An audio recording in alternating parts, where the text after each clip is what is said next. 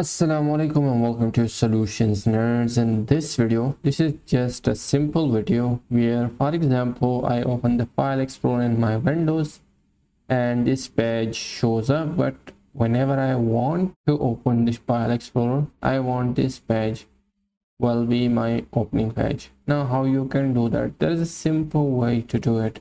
Now at laptop one, you will see this quick access. Right click on this, then click on options, and here you will see open file explorer 2. Here it is set it to quick access. Click on this and set it to this PC, then hit apply, then okay. After this, close the file explorer. Now open the file explorer, and here you will see it will show to this PC instead of quick access.